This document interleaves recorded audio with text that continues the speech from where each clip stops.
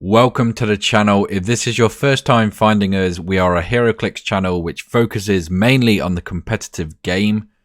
Today we are looking at team building and in particular how to counteract Spider-Man's 1776, I think.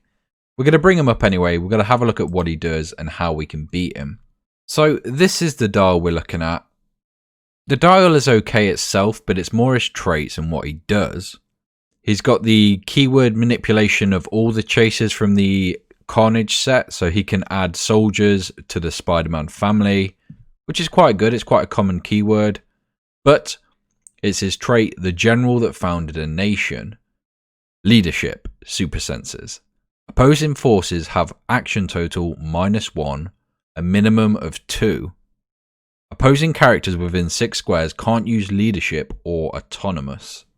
Now, people are playing 2 of these, so for most people you're only having 2 actions a turn, which is absolutely crippling. So how do you get around that? I do think this figure is good enough that you're either going to have to learn to play it or learn to play against it. So it's one of those that are going to be quite used. If people have them, I think they'll play them because it's just such a powerful combo. So let's take a look at not only what I would say is a counter to this team, but also a team that I think is one of the best in the format at the minute. It's one that I have been playing around with myself. I'm not going to give the exact build I'm going to play, but I will give a build which does help against this, but also it gives you some tools and ideas to build your own. So to do that, we're going to build a Justice League theme team.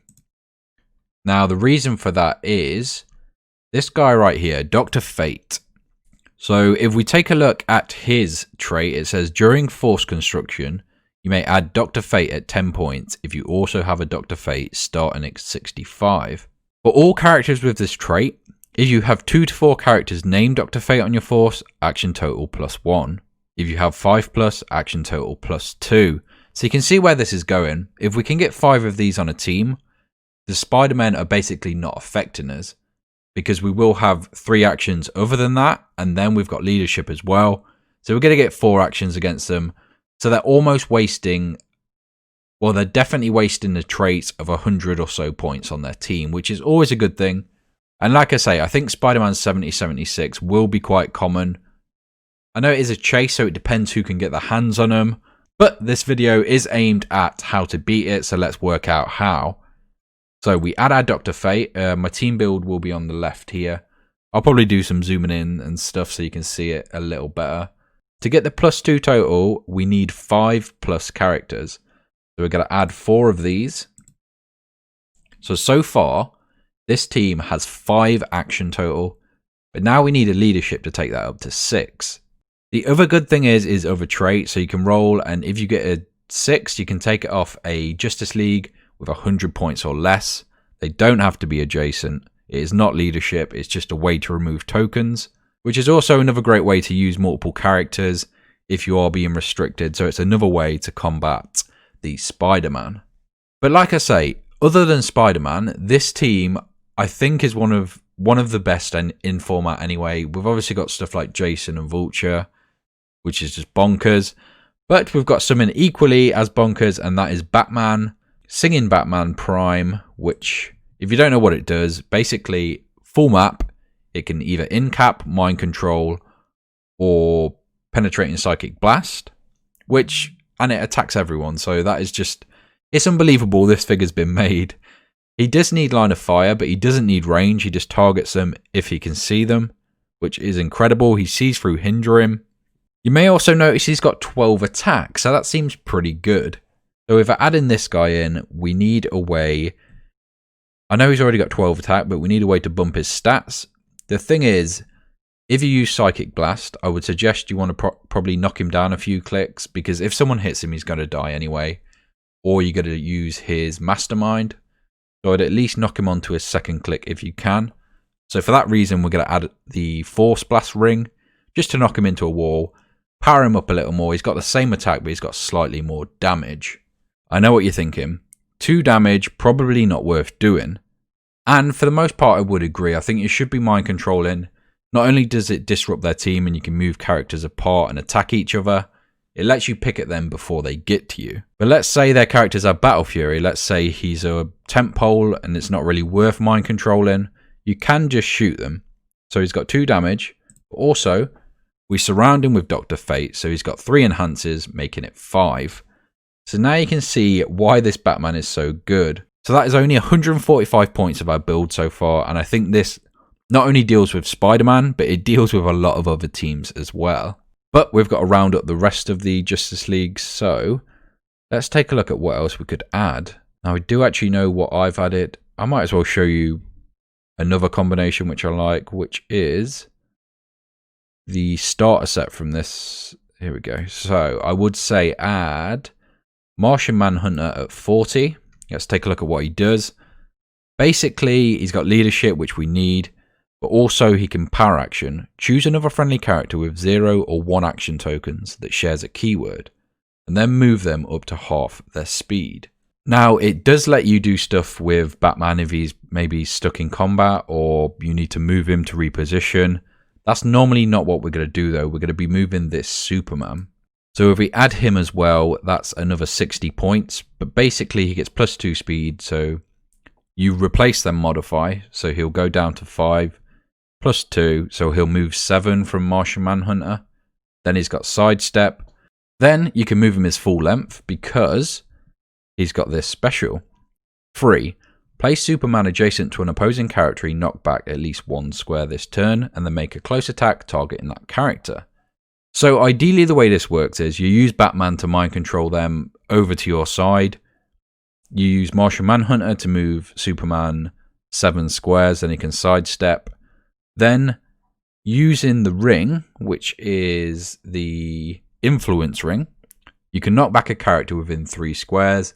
You knock them back, Superman teleports to him, hits them for free, and then you can use his normal attack, which has close combat expert, 11 attack, 3 damage, to whack them again, which seems insane, and it is. So not only can you do a lot of disruption with Batman, you can do a lot of damage with Superman as well. And if you're a Justice League fan, this is using sort of the main cast of the Justice League. So I think it's perfect for fans out there as well. It's worth noting he does also have the Justice League team ability, so he will move an extra square too. So try not to forget that, which I just forgot. But it means you've got a big swing, able to do 2 attacks with a strong Superman. But also, because he needs the influence ring, once you've got that attached to him, the first turn you can knock Batman back into a wall and get him onto that second click for free. This is the ring if you're not sure. It's the influence ring. Force blast free. Choose a character within 3 squares and line of fire. Knock them back 1 square. So that's how we activate Superman's ability. That's how we get Batman onto lower clicks and higher stats, or higher damage at least.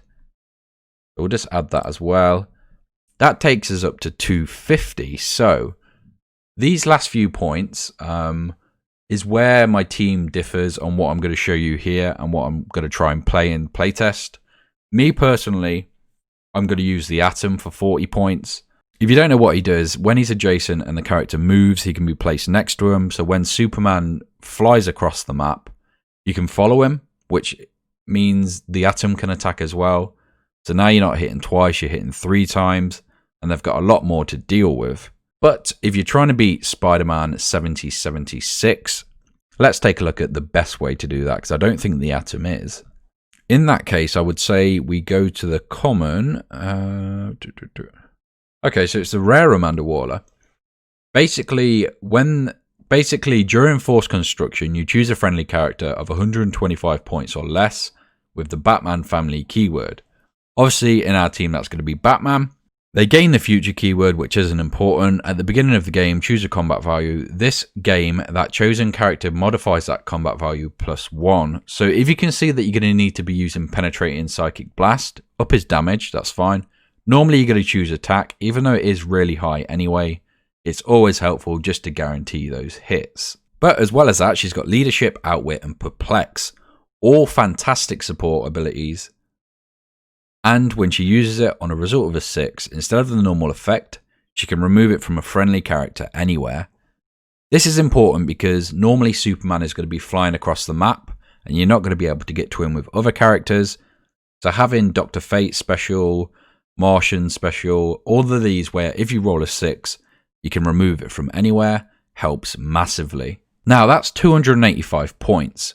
Personally, I would round it off with a map or a WWE ring, and then add another Dr. Fate. Now I know what you're thinking, you don't need another one, but if you take a look, we've got 5, 6, 7, 8, 9 characters with an extra Dr. Fate that is plus 10 to your map roll, meaning you can choose a wide open map so Batman can hit anyone. My personal favourite is the WWE, is it called Stage? It's the one with no blocking on whatsoever, so they've got nowhere to hide. Absolute favourite map, and with plus 10 to your bonus, 90% of the time you're going to get it. I mean, I've rolled 1, 2 and still got it before.